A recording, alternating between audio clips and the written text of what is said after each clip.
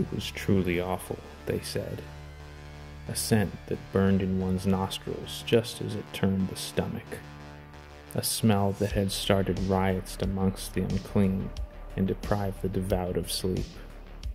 A stench, they said, that was driving an entire hive mad. As I exited my patrol flyer, I pushed the filter plugs deeper into my nostrils, hoping it would cut out more of the loathsome odor.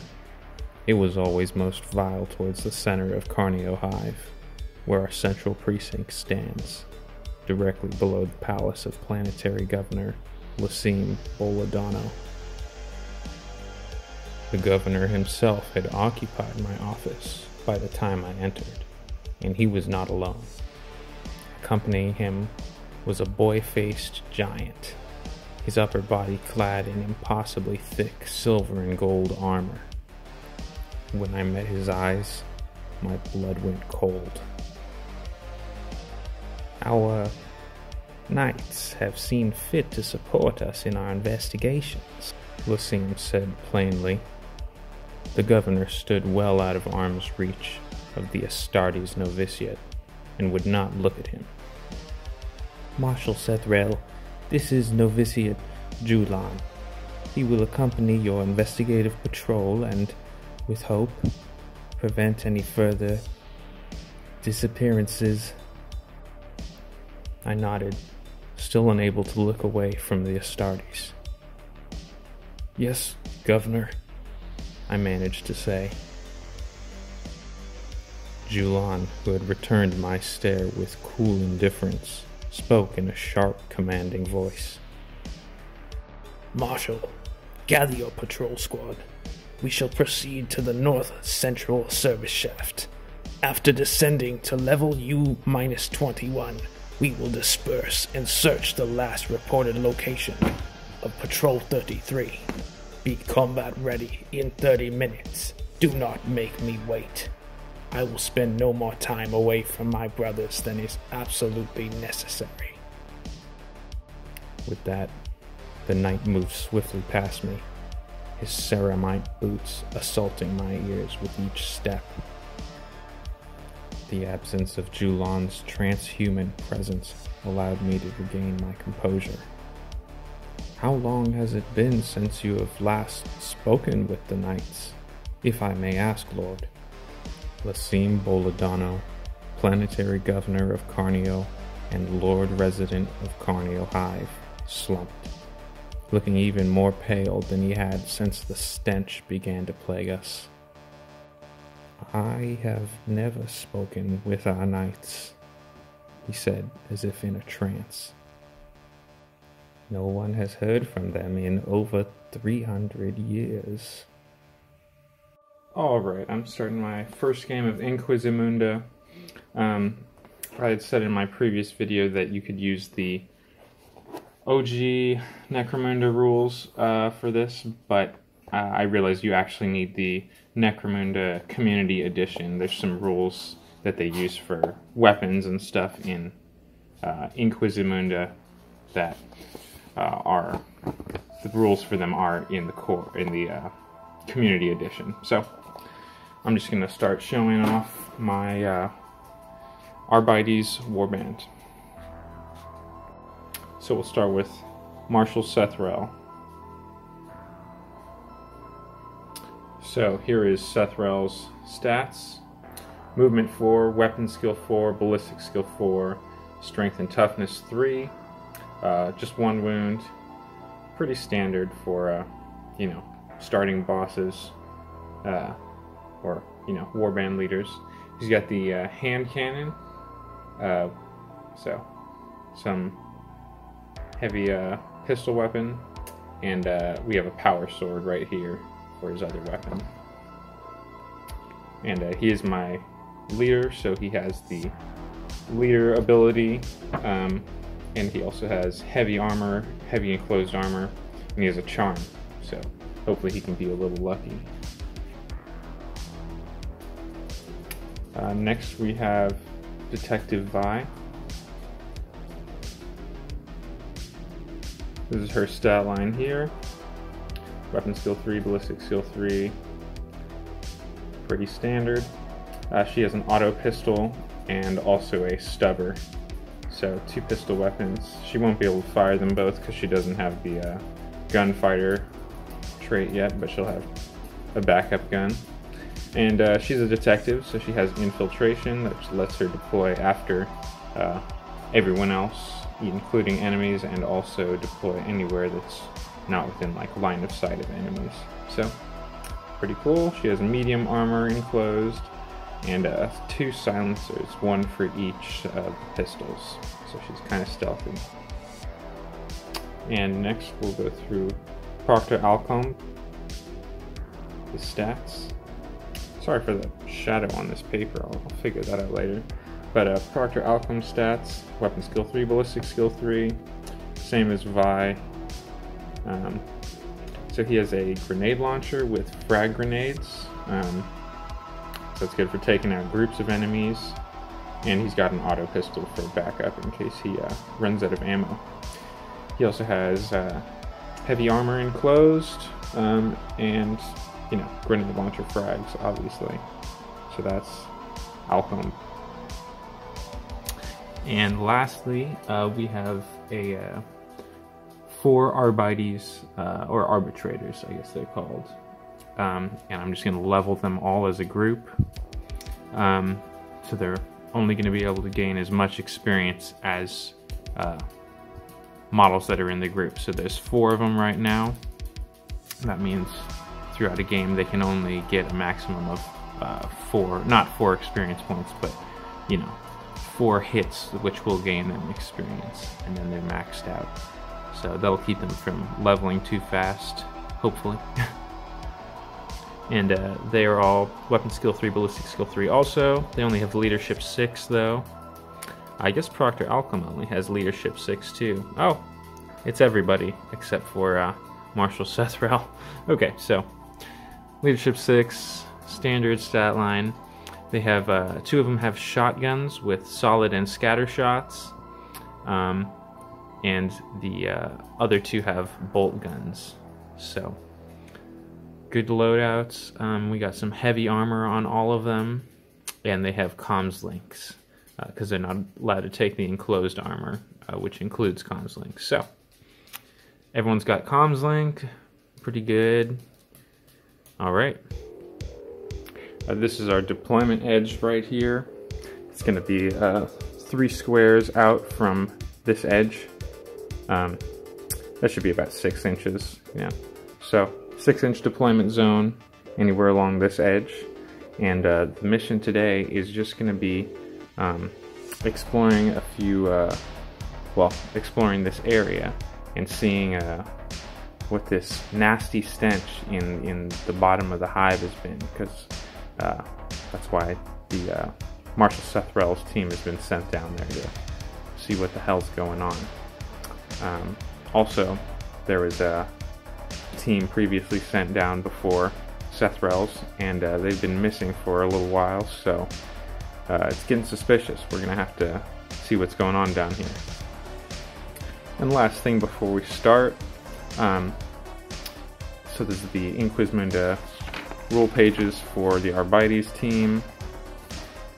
I love all the different team rules and stuff. Anyways, so they have this ability. For each scenario, an Arbites warband may roll a d6 and add its investigation rating, which is, let's see, 6, unless it's boosted by anything, or yeah, it's 6.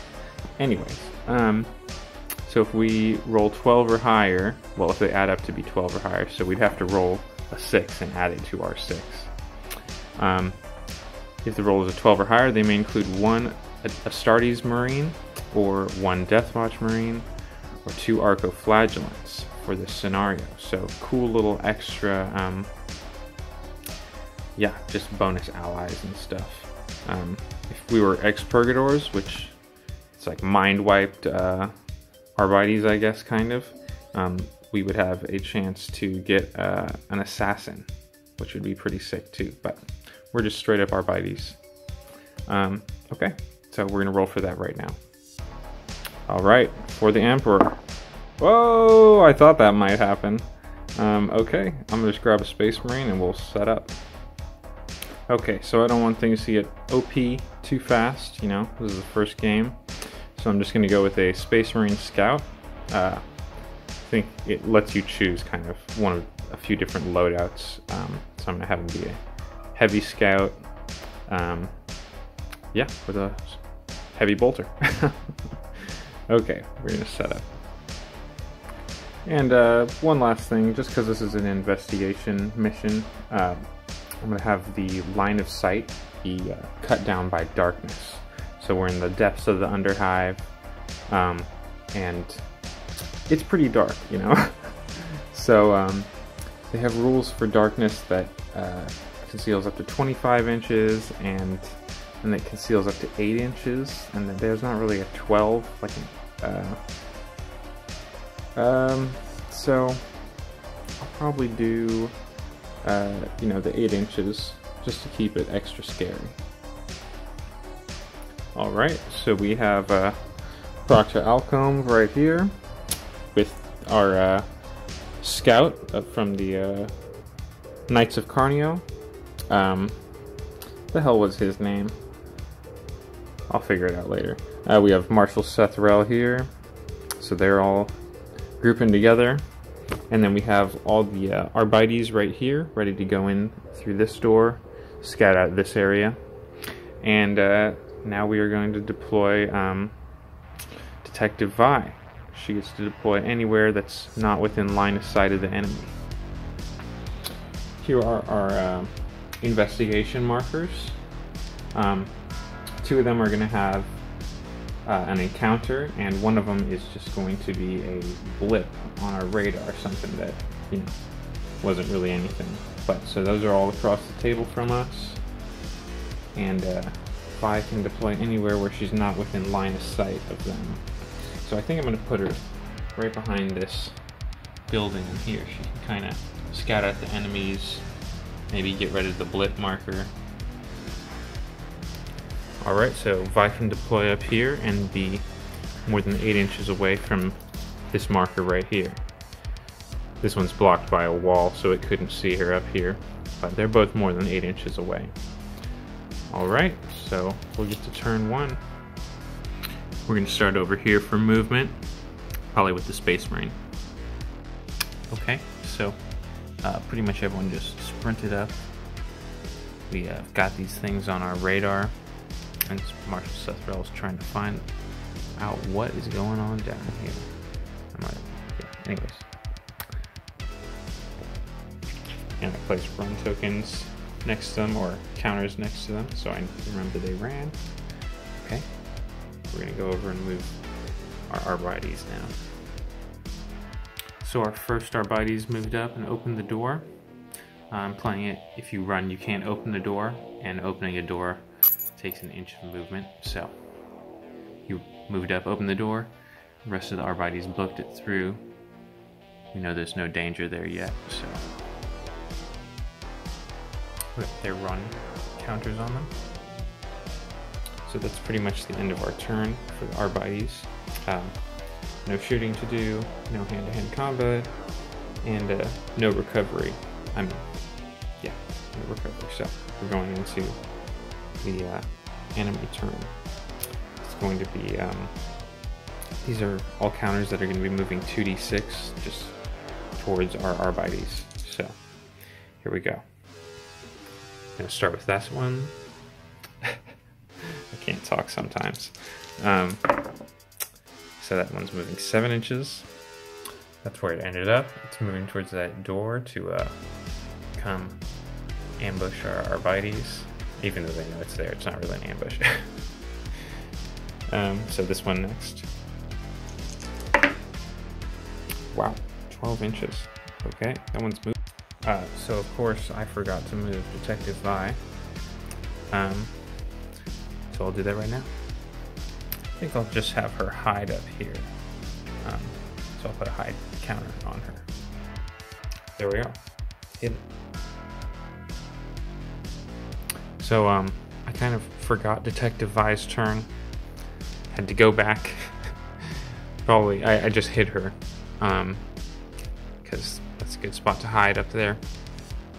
And so these guys still have this 12-inch move, but Vi is hidden, and so they're not going to be able to detect her with their, yeah, anyways.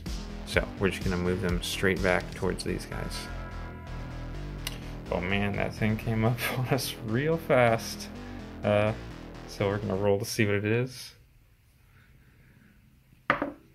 Oh man. Oh, this is going to be crazy. So this is what's been smelling so bad, I guess.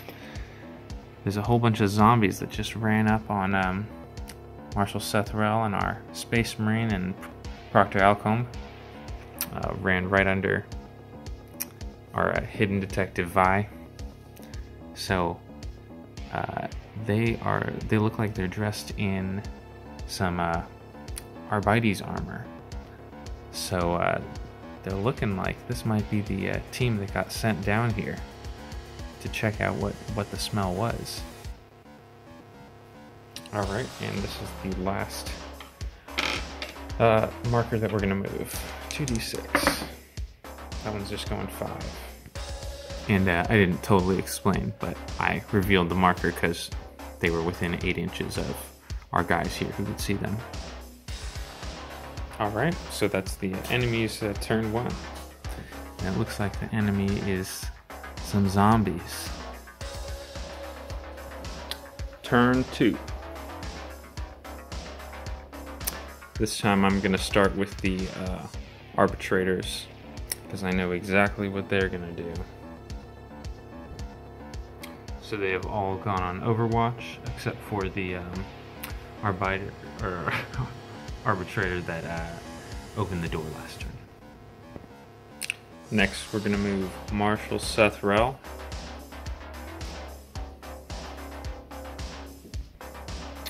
So I moved him just around this wall so we can still get a shot on these zombies, but be a little further away. Hopefully not get charged. And we'll do Proctor Alcombe next. He started right here. He backs way up, but stays within 8 inches, so he's got line of sight on them. And our Space Marine Scout, who I still have to name, but he's from the Knights of Carnio, so, you know. He has got to stay still, because he has a heavy weapon, or he won't be able to shoot it if he moves. Sorry, I'm forgetting things left and right, you know. Detective Vi last turn, when this marker moved, she was able to see it. So I'm going to roll for it right now and reveal it. That's the result we got last time, so we're going to roll again. Okay, we know it's there now. So Detective Vi from up here can see 6 more zombies, but these ones are mutated and there's flies buzzing all around them, and they smell way worse than our zombies dressed in the Arbites armor. So these guys have probably been down here longer. Who knows? Mutants, you know. And Vi was still in hiding, so she was not seen by them. But it is now her turn to move. Let's see. Alright, so I was looking up the silenced rule for Detective Vi's guns in the Community Edition, and I thought it said, well, it obviously doesn't, but I'm pretty sure in the Inquisimundo rules, silent guns can keep you hidden even while shooting them. So I'm gonna play it that way. I'll look it up later. If I'm wrong, who cares? You know, I'll change it from then on. But here we go. Vi is continuing to hide, but she's gonna take some shots with her silenced weapons at these guys. So we're gonna move on to the shooting phase. So I'm gonna start with Proctor Alcombe, actually. So Alcombe's grenade launcher is +1 to hit within 20 inches. He's within 8, so, and he is weapon skill 3, so hitting on 4s, +1 is hitting on 3s, +1 to our roll. You know. I don't know if it's +1 to the roll actually, or +1 to the weapon skill, or ballistic skill I mean, but I'll figure that out later. Anyways, here goes the grenade launcher shot into this front zombie here. We're gonna, oh, I need the template right here. So we're hoping our grenade to land. I know you can't see that well, but this is gonna be centered over that front zombie. Hits on 3s. All right, that's a hit on the zombie. So let's see, I think anything under this template gets hit, and things that are partially under it have a chance to get hit. Alright, so these front 4 zombies, 1, 2, 3, 4, all in the green armor, are getting hit for sure. The 3 that are less armored behind them are have a chance of getting hit, and this last armored one here is not getting hit at all. And just because I'm lazy, I'm going to do this in groups and remove. I'm going to roll for it in groups. Whoever dies, I'm going to remove from the front of the group. So, yeah. So first I'm going to determine which of these 3 zombies got hit or not. So we'll do the first one here. See if they get hit. They do. So I'm going to do on 4, 5, 6, they get hit. 1, 2, 3, they don't. I'm pretty sure that's the rule. This guy in the middle next. Alright, he gets hit as well. And for the final one, wow, all 3 get hit, so pretty much all the zombies in the group are gonna have to roll. Alright, so I'm gonna do these 4 armored ones in the front. I'll just do all, what's that, 7 at the same time. Okay, 7 hits, wounds on 4s. I think I missed a dice there. Okay. So, it was okay. We'll hit 3 of them from the front. But they do have this Arbites armor, so it's going to be tough to get through that. We're going to see if this grenade can blast through that armor. Arbites have they have the heavy armor, which is a 4+ save. So, 4+ save, the grenade is -1. So they're just going for a 5+. Oh my god, 2 saves, only 1 zombie dies. This zombie in the front is gone. Now normally these zombies would, or if they were normal models, they would be pinned, but zombies are immune to pinning. That's pretty crazy. So they're not pinned at all. They're just going to keep walking even though they just got hit by a grenade. We still got our scout from the Knights of Carnio. He's going to open up on him. Alright, so I lied. We're going to have Sethrel do his shooting for our Astartes. He's going to shoot right into this zombie right here. He hits on 3s. His weapon gives him +1 to hit within 8 inches, so he's hitting on 2s. So here we go. That's a hit, but also a ammo roll, I believe. It is an ammo roll, but we'll work out the shot first. It's strength 4, so it's winning on 3s, and yeah, no armor save modifier, unfortunately. So winning on 3s. That is a wound. Now for the zombies armor roll on a 4+. He does not make it. He goes down. Thinning out the horde a bit. We're going to shoot with our Astartes battle brother now, or the scout novitiate. He's going to go into this middle zombie. Heavy bolter, sustained fire 1, so 1 sustained fire dice. He just gets 1 shot. Scout is hitting on 3s with no hit modifiers. That is a hit. The heavy bolter is strength 5, so wounding on 2s. It's 2 above the zombie's toughness. That's a wound for sure. The heavy bolter is also -2 to armor saves, so the zombie only has a 6-up save. Great. Another zombie down. Before I forget, I'm going to mark Marshal Sethrel and Proctor Alcom as both getting a wounding hit, which can get them experience. I'm not left-handed. Alright. The Space Marine is not a regular part of our team, so he's not going to be gaining any experience. But next we're going to go on to Detective Vi. So Vi actually is a little ways away from this edge, so she can't just look right over and see these guys. But she can look over this edge and look out at these zombies over here. So she's going to start picking them off. This one up front's going to be the closest.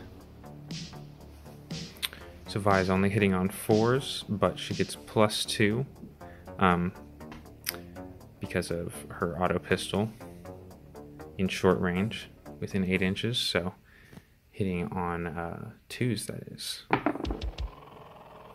Yep, that's a hit. It's going to wound on a 4.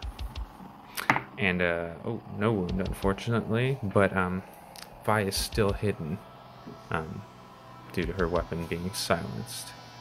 So, and the zombies can only sense her if she's within 2 inches of them. So, yeah. So I think that's everybody. I did the arbitrators already. God, I wish I could say that word. So we're gonna move all of our zombies now, and whatever this is over here. Each zombie moves 2d6 individually, so we're gonna start with this heavy armor boy right here. 6. So he charges in, grapples with our Space Marine scout here. This one next. Only 4 inches this time. Or 5, sorry. The next closest one that's up against the wall now. Oh my gosh, what a charge. So I'm just moving the zombies directly towards the closest visible model, pretty much, which is all of the Astartes right now. This guy next. Alright, that's another huge charge. They're all focused on our scout right now. This guy next. 4 right there. He's kind of a slower zombie. We'll do these guys next. They'll be going towards our scout as well, because they haven't seen our Detective Vi up here. 4 inches. Kind of slow too. That's another 4. We're kind of blocking the direct path to our scout, so that's good. That should slow down the rest of these guys. Yeah, that would have. These slow zombies in the front are kind of causing a traffic jam for these other zombies. Yep. For the next one, can't get much further than that. And for this last guy, 6. Pretty much just stuck, you know. They're getting there though. And this is like quite a zombie pile here. He's only got 2 in base-to-base contact with him, so he only has to fight 2, but these other guys are right behind him, so. And finally we'll move our last marker, 2d6. I said it was going to be probably a blip or something, but I have something a little more fun in mind. So our marker had an 11-inch move. Opened up that door, came through the corner, and now it's right up against these Arbites. Good thing they went on Overwatch. Just absolutely foul demon has popped up in front of our arbitrators. It is just rancid, falling apart, just, you know, barely able to stand, but somehow still coming at them. So who knows what's going to happen. Now, Overwatch allows me to shoot anytime during his movement, but I'll just say they waited until he got up right nice and close. Or maybe it's the first. It doesn't really matter. We're just going to do it like this. Yeah, it's possible that you have to fire like right when they come into line of sight, but I don't think that's how the rules are. So I'm going to play it. They can wait till he gets up nice and close. I'm going to do some fast rolling just because we've got two arbitrators with shotguns. And I'm just going to shoot them both into this guy. Solid slugs. So these are going to be strength 4 for hitting on 4s. That is terrible. Maybe that's what I get for quick rolling, or whatever you call it, you know, speed rolling. In a game where you're not supposed to speed roll. Okay, so all we have left is our bolt gun guy. That's our last line of defense before this. Well, we have another turn, but anyways, here we go. Bolt gun guy has +1 to hit, so he's hitting on 3s. That is a hit. Wounds on 4s. Strength 4 against toughness 4. Oh yeah, that's Pancake sleeping down there. So yeah, that did not wound. Holy Emperor. Oh god. That was all of our overwatching over there. Good thing we still have a turn to do some other stuff. Maybe, who knows, we'll see. Give you a quick look at the Plague Bearer's stat line. It's got 2 wounds, strength 4, toughness 4, weapon skill 5. Pretty tough. These guys are deadly. Yeah, crazy. I think I'm also gonna maybe I'll look up the demon rule that its weapon has and see if that's overpowered already. But I might add the plagued rule that the plague zombies have, where, you know, any model that gets wounded by that weapon has a chance to become a zombie. We'll see. And that is the end of turn 2. I completely lied. There's a melee combat going on between the scout and these 2 zombies. So here we go for that. So we have a Space Marine with, not quite a Space Marine, you know, a Space Marine scout. He has weapon skill 4. And he has a heavy weapon, so he's encumbered. -1 to your combat score, you know. So we're talking 3 plus a d6 roll. We'll do his first. I know you're supposed to do them at the same time, but that's not bad. We got 8 right there for the scout. And now the zombies. They each have 1 attack. Their weapon skill 2. So we'll do this one first. Okay, that's 8 against 6. The zombie has a score of 2 to add to this. So 2 hits. The Space Marine gets 2 hits on this zombie. He's able to push him back and beat him off. So yeah, here we go. These are wounding on 3s, I believe. Yep, wounding on 3. So only 1 of the hits hurts the zombie. He has that Arbites armor, heavy armor, does not save him. So he takes a wound and goes down. Boom, knocked 1 zombie out. We're gonna fight with the second zombie now. So this is gonna be dangerous. This zombie gets +1 attack. Since every additional model that fights with like this Space Marine is gonna get +1 attack, and also +1 to their combat score. It's crazy. I know it's really overpowered, but that's how fighting multiple opponents works in this game. So we'll roll these all at the same time. Space Marine is still encumbered. Zombie's highest dice we take, so 6. That's going to be 8 plus its weapon skill 2. So 8 for the zombie. Our Space Marine is at 3, and plus this 4 only allows him to go to 7. So zombie gets a hit. zombies have their deadly teeth and nails covered in plague juices. So, strength 3 against the toughness 4 of our scout. No wound. That scout's got some tough skin. This scout is a beast so far. He's killed 2 zombies already. Alright, so I believe that is the end of our turn 2. So that was turns 1 and 2 of my game. I'm going to continue the game in the next video, and there will be another little preface bit of story with terrible voice acting by me, just to kind of convey, you know, the story, what's happening, what's going on in the background. I'm also probably going to do a test game where I test out some of the some new rules for Space Marines, do some Primaris. I've got some painted Primaris, but these are the Black Templars. Anyways, I'm gonna do a video kind of testing Primaris, rules out for Primaris for Inquizimunda, but that'll come later. So I'm just gonna be doing these narrative videos to start, probably.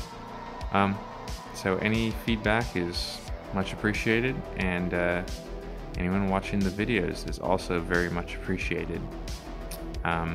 So yeah, see you next time.